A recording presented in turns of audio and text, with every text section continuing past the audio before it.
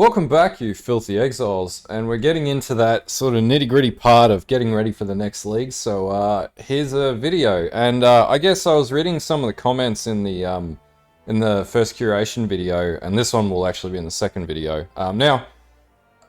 Just around like finding builds that are not the key meta, and so yes, I actually did that, and I didn't want to play the same meta builds that everybody else plays because I think it's boring. So I tracked down a build that was played in 3.17 by a gentleman by the name of Just Believe Ruchan, and I don't know what that means, and God, I hope that I didn't just say something that YouTube's going to ban me on. But anyway, so this is a Blazing Salvo self-cast Inquisitor. Now, I did look at things like Glacial Cascade, and while that can be done quite easily, I sort of really liked leveling with Blazing Salvo, and then I found this, and this was like the only guy that had run, like, I think there were a few guys that ran 100 with Blazing Salvo. But the reason why I like it is it's very similar to building an RF toon. So you're looking at things like, health regeneration rate, using a brass dome is something that you do with a delve specific character. We're looking at 54,000, armor, so it's got huge sort of hit damage resistance. Now, that being said, some of the things in this build are a bit sort of cray-cray, and I've down them a bit to deal with that. But even the rings, like, they are a bit more on the hectic side, but they can be delved and they can be crafted with fossils, except for the fractured implicit. That one's probably going to be a little hard, but also, we can sub out and use different types of rings as well. It's just a +1 wand. We're taking advantage of focus, which is a skill that, a lot of people don't use, or it's underrated. It's actually quite powerful if you use it the right way. And outside of that, we're going to be running around with Righteous Fire, or in this case, he's running Divergent Righteous Fire, but we'll just start with normal Righteous Fire. And that's also part of the reason why we're running, maximum elemental resistances, so we can get around that. We really don't need Unnatural Instinct straight away, and we also don't need the Watcher's Eye straight away, so I've actually removed these. But the Critical Strike multiplier for while affected by anger is really cheap, so it's actually quite a good sort of Watcher's Eye to sort of go for, because nobody really plays builds like that have sort of on-hit fire crit sort of things using, straight self-cast spells. Outside of that, the belt, this is a more expensive version of the belt. We're talking about a health pool of 8,500 HP here. So, like, this is a ridiculous character from just a sustainability standpoint. And the whole purpose of this character is to be able to face tank bosses with Blazing Salvo. Now, that damage stat is actually per projectile that's on here too. So that's a little misleading. It's actually going well up into the millions. And we'll dig into the POB that I've tailored just in a few seconds, I guess. So yeah, we're using Dying Sun, Granite Flask. Everything is about getting hit and recovering. So from a delve character perspective, this is very similar to Righteous Fire. It's just using a self-cast sort of setup. So anyway, we'll dig into the POB, and actually there can be some improvements here from the tree side, and we might have a play in this while we're doing this as well. We can get boots with Onslaught as opposed to these boots here. I don't really think these are the best in slot, and that means we don't have to run a Silver Flask, and we can run something else like a beta.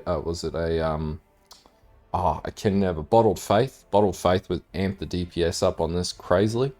And it uses pretty much just like 2 uniques, and I mean to say, you're not going to get a Brass Dome straight away. And I have ripped out the +2 implicits here. And really, you can craft something that's really good, that's going to give you a little less armor, but still going to make you incredibly sustainable. It does use Leadership's Price, which is like a 2-3C item. This one is pretty heftily rolled, but there's things that you can do around that. Enlightened Support, you don't need that straight away, and really, like, you can drop one of these defensive auras out, so that's a thing.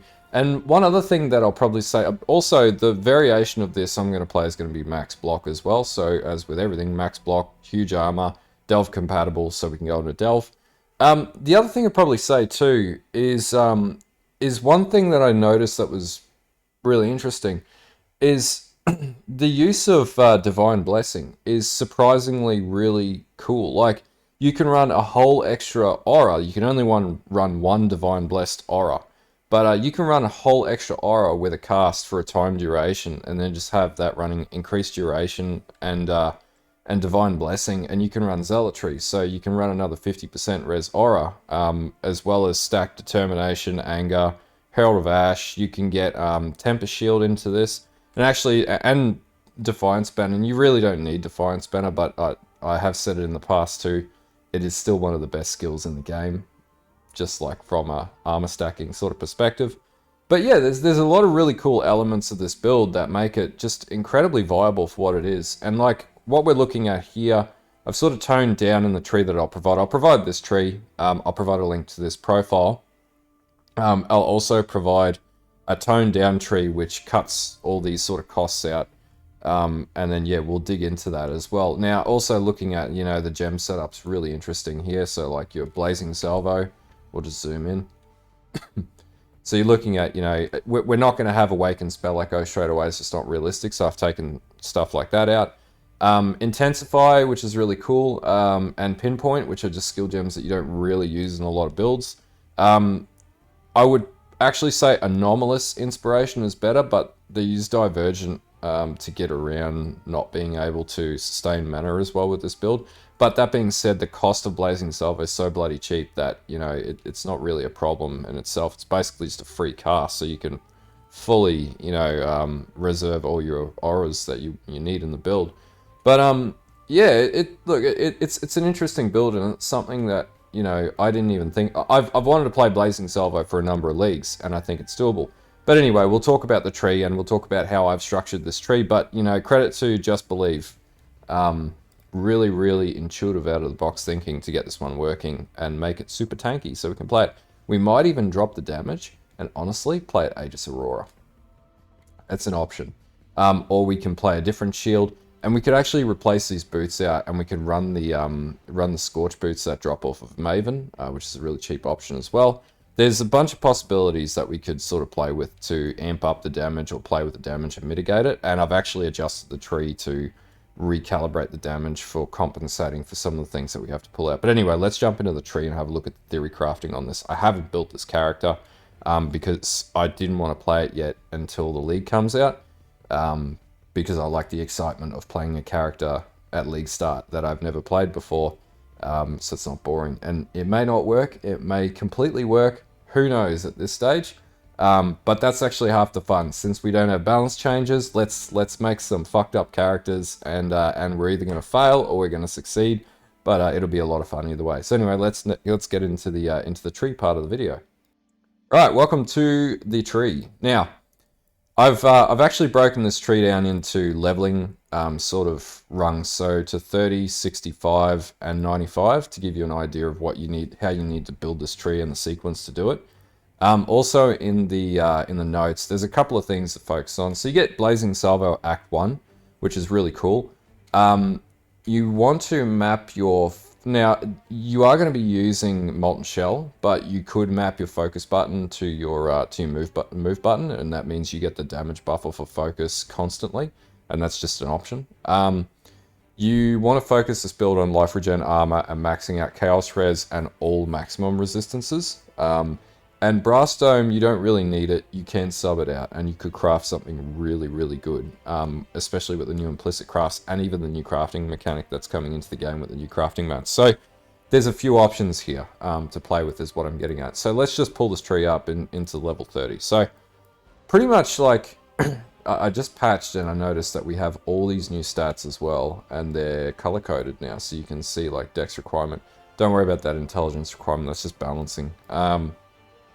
So like by level 30 with this current tree, and obviously this is running some pretty, you know, exy gear, you know, we've got some pretty good survivability. But, you know, if we go maximum to level 95, and, you know, this is like a level 100 toon, we've downed this to level 95 to make it a lot more achievable, which means ripping out points in the tree. And then on top of that, so you can see that, if we go 95, so you can see here, like, effective hit pooling is 167,000 with 7k HP. Like, this is just an absolute meat bag when it comes to taking damage. You also get 1780 ES, and that's coming from the Glorious Vanity. You're not going to get that straight away, and I've shown that in even level 65 tree. You're just not going to get that straight away. So that's something to look out for. But it's not a hugely expensive item, and we'll be able to delve with this character. So yeah, it'll be a lot of fun. So pretty much the other thing to look at too. So I really like how they've colored this now. Jeez, this makes it so much easier to follow. So a couple of other things. We don't have focus ticked on. If we have focus active, bam, 6.5 million. And the way that this calcs is, you know, one projectile versus all projectiles. And I can't remember quite how many, I think it's five projectiles, I think it is, something like that. 5 or 6. So you have focus ticked on, yes, you get more damage. So we've ripped this tree down, so it doesn't do that. So Cyrus damage, it's realistic, so it's the proper damage output that we would have. There's no other weird and wacky stuff, so we are going to chill enemies, because if you do any sort of frost damage, it'll chill, but it really doesn't do anything to this build. You will have enemies ignited, but again, it doesn't affect it. Enemies bleeding doesn't affect this build. Let's just remove them altogether. Now, if you can generate frenzy or power charges, your damage goes up significantly. So this isn't accounting for generating frenzy charges, and we're going to be finding a way to do that, so don't you worry. Not accounting for onslaught, but no effect, and life tap, no effect. So it's a really just strong build. Now, you know, we have intensity up, and you're going to be holding down Blazing Salvo on bosses, and it's just going to be like pew, pew, pew, pew, pew, little fireballs going everywhere. So that'll be really cool. But yeah, from the config side, it's a, you know, there's nothing here that's sort of sticking out to me as saying, whoa, this isn't going to work. And this will just naturally scale up into endgame, and it's super, super tanky. So, you know, and it can be made more tanky at the cost of damage. We'll play with that and see how that works out. Now, crit rate, you know, you're looking at 38%. We can get that up further, and 347 crit multi, but we're hitting so hard with this because this skill is really good.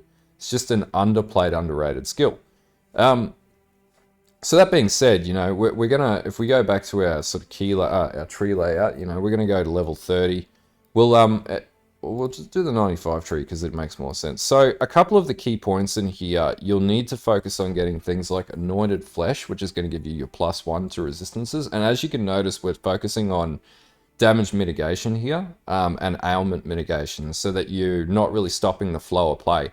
And this is one thing that we're going to have to do to deal with the new Uber bosses, or the like Uber Exarch and things like that, because there's a new boss that runs around and kills everything.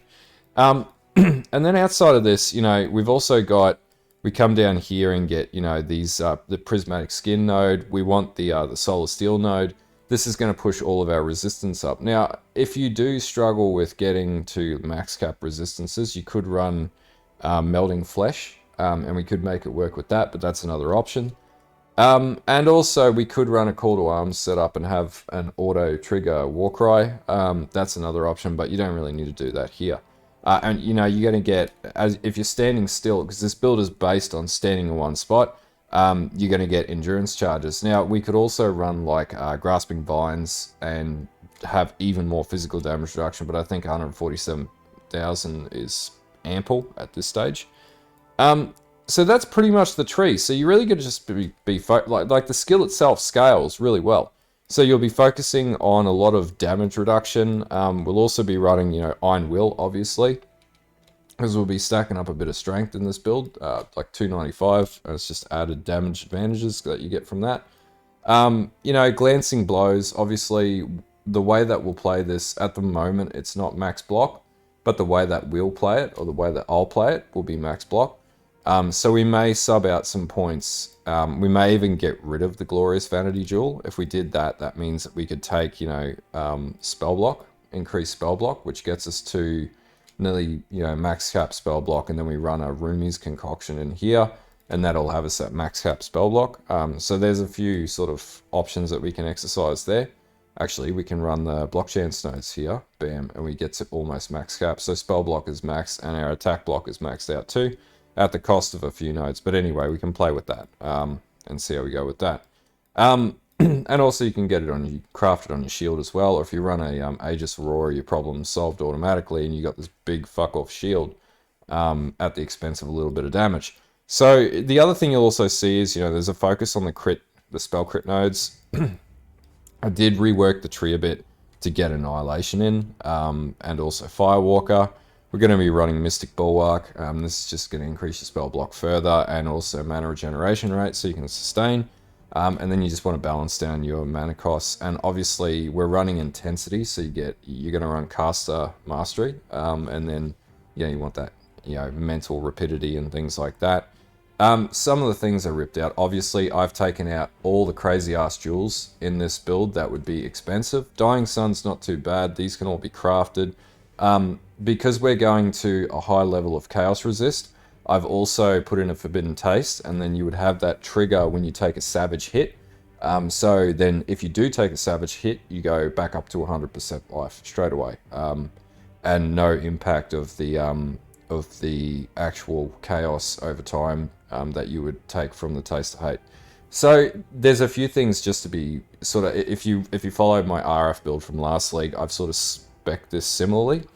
And then and the other thing that you could do is you could switch out Leader's Price and run an at series foible, and that would give you huge amounts of life regeneration as well. You would lose the Scorching Conflux, Brutal Conflux, and Sapping Conflux, but you would get huge regeneration and more life, and you'd be even more tanky, so you'd be able to face tank absolutely everything. So those are the advantages of this build. So that's sort of the tree layout, and then we could talk through the itemization here. So obviously these items are endgame level to a degree, and you're not going to get these straight away at league start. But if this sort of gives you an idea of where you'll get to, by endgame when you've min and maxed the shit out of the build, you've got focus running, we'll find a way to put frenzy charges in, then it sort of paints the picture to me with the simplistic nature of the gearing that it is actually not going to be very hard to get good gear that's going to scale this up and make it work. And that being said, brass domes aren't overtly expensive, as well as leadership prices. This isn't even the best brass dome that you get. You get a +5 and you're doing better. And that's what convinces me this is going to be good for delving in particular. Helm, you can get better helms than this. There's not much to say about it. The build itself is really basic anyway. I'll put all the details in the POB and we can go from there. We talked through Blazing Salvo. As you can see in this tree, I've actually taken everything down except for Awakened Fire damage. And we've left the Divergent in there. Now, the Divergent just gives you increased Chaos damage converted from your fire damage, so yeah. But anyway, that's pretty much my theory crafting for Blazing Salvo. I've wanted to play this build for some time. And this tree should get you there, and as I said, it's got the breakdowns of the tree for you, so you can play with that. I'm not going to do too much else on it. I'm going to be playing this from league start, so I'll be doing progress videos as to how it's going and how it's leveling, from the day 1 through to probably day 5 stages, and then a final build guide after that, before I move on to a second build. But I'd say this is going to be a pretty good build. And then, I think from a mobility standpoint too, so you'll be running, I think it's not on here, but we'll add it in depending on how fast the movement speed is on the build, will be Shield Charge. So we'll just Shield Charge, Blazing Salvo, Shield Charge, bam, bam, bam, bam, bam, fireballs go everywhere, and self-cast it out. Now, another thing that I wanted to have a look at, we could run Augury of Penitence, but we could take that off, and we could run Inevitable Judgment, which I would actually prefer to do. It would drop our survivability down, but it would mean that our critical strikes completely penetrate all damage resistance, which gets even more damage out of the build. Take frenzy charges out 7,782,000, and then all projectiles 7 million. So you could play with that. If you did get Forbidden Flesh and Forbidden Flame, you could get Inevitable Judgment or Augury of Penitence, and hopefully the drop rates of those have been improved. I've got to go through the patch notes and do another video, and if they have, then it's a very high probability that we could actually get that mod and literally just chuck in 2 more jewel sockets or a cluster jewel somewhere, large cluster jewel, trade out these crit nodes, spec into a large cluster jewel, and then basically run both the Forbidden Flesh and Forbidden Flame nodes for Inevitable Judgment, Augury of Penitence, or Pious Path, or Sanctuary, or Righteous Providence. So actually you wouldn't do that for Sanctuary, Righteous Providence, sorry, you would only do it for these outer nodes. So that's pretty much all there is to it. Really easy build. really cool sort of build idea. Blazing Salvo, if you don't know what it is, it's just like a burst of fireballs as you're running around. But yeah, anyway, I'll put all the trees in the description. Tell me if you think that, you know, this might work for you. It's something different. I'm not going to say this build is definitively going to work. Like, you know, I know everybody ran off and played EA Totems last league and whatnot. I'm not going to say that. But if you want to try something different, I'll be playing this build and I'll be figuring it out as from a leveling perspective. So, you know, you should be covered there. And you know what, by the first like 1 or 2 days, you'll know if it's not going to work. Or by the time you get to mapping, if you're running into huge pitfalls in the build, then we'll figure that out pretty quickly. But especially if we start dying on the on bosses really easily. But anyway, if this video helps you, give you even more ideas about what to play, like and sub, and until next time, get ready to rock and roll for 3.18 because we're going to be doing a 24-hour stream that day. But yeah, anyway, have a good one and bye.